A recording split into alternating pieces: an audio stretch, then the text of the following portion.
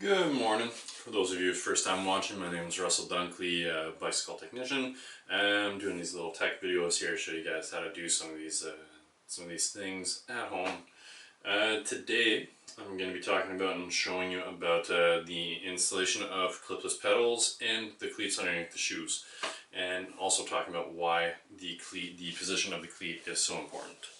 So basically, the benefits that you get from a clipless pedal as opposed to a platform pedal is your foot is literally clipped in. Guess kind of like a ski binding in a certain sense.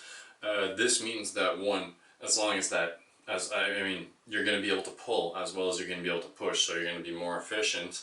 And on the other side, as long as your cleat is positioned properly underneath your shoe, you're going to have a proper foot position all the time as you're on. Because I imagine some of you riding with platform pedals, you'll realize that your foot tends to move around a little bit on it. A clipless pedal, you're in that position. That's all you got. Which brings me to the point why it is so important to have your cleat positioned properly underneath the shoe. Because basically, if the cleat is not aligned in the right sense, and I'm going to say straight, but it's not necessarily straight with your foot. It's more straight with the line your foot should be in, I guess. Which should become clearer as I do the demo. If it's not straight, what's going to happen is your heel can be pushed either too far in or too far out from the bike, so your foot's not going to be aligned, which means you're going to be twisting your knee slightly to compensate, which means you could develop problems with your knee, you won't be as comfortable, you won't be as efficient, etc. So what I'm doing today is basically they're hybrid clip pedals that I have for my city bike. Basically just your Shimano PDE H500 hybrid. So they're it's pretty good pedals. It's nothing special. And I've got my Shimano ME3 shoes. I chose to do a more hybrid / mountain bike style of a shoe, just because I want to be able to walk with it. That's what it comes down to. I'm not looking for the highest performance possible with this bike, so I'd rather be able to walk on my shoes than to have the road shoes where I have to walk on the heels so I don't break my cleats. Alright, so now I'll just give you guys a run through of what you need to do the pedal and the cleat install on the shoe. First thing, it's going to be the pedals, shoes. Then for the pedals, you don't need a huge amount. Pedal wrench. It's a 15mm open flat key. As long as it's a 15mm open and flat key, it'll do the trick.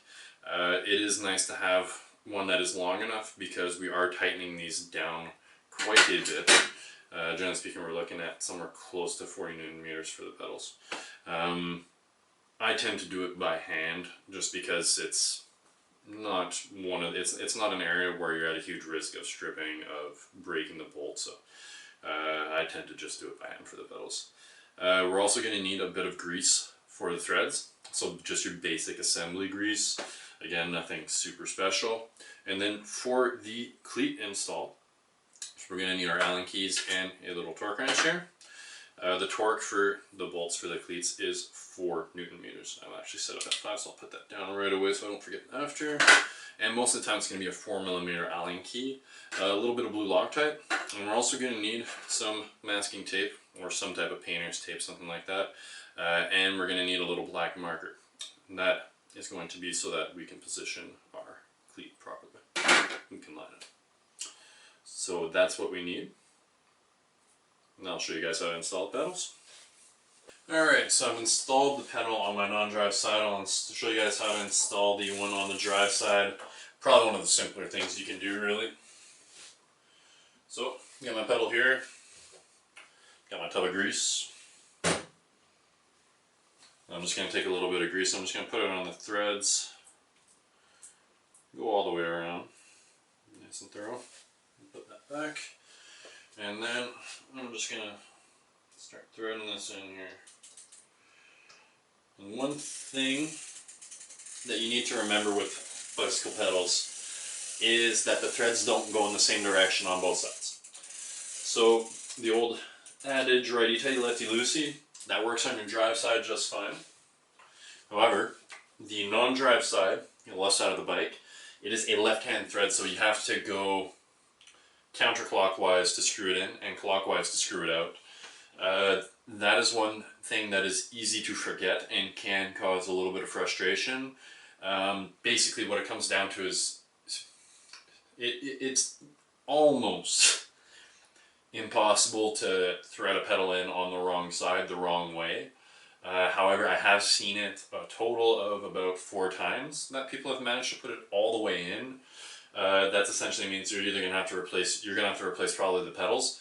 The threads are going to be no good most likely on them afterwards.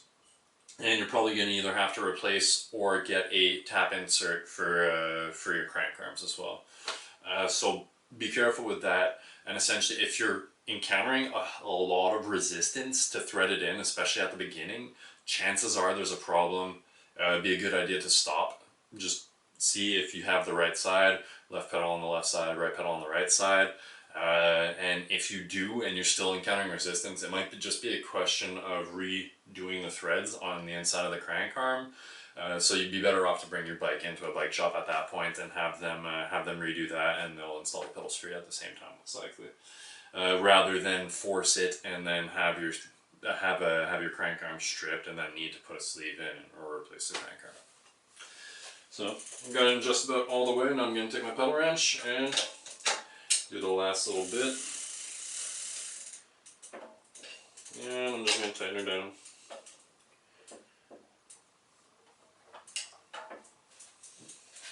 And that's all it is for the pedal install. So next we'll look at the install of the cleat and the alignment of the cleat underneath the shoe.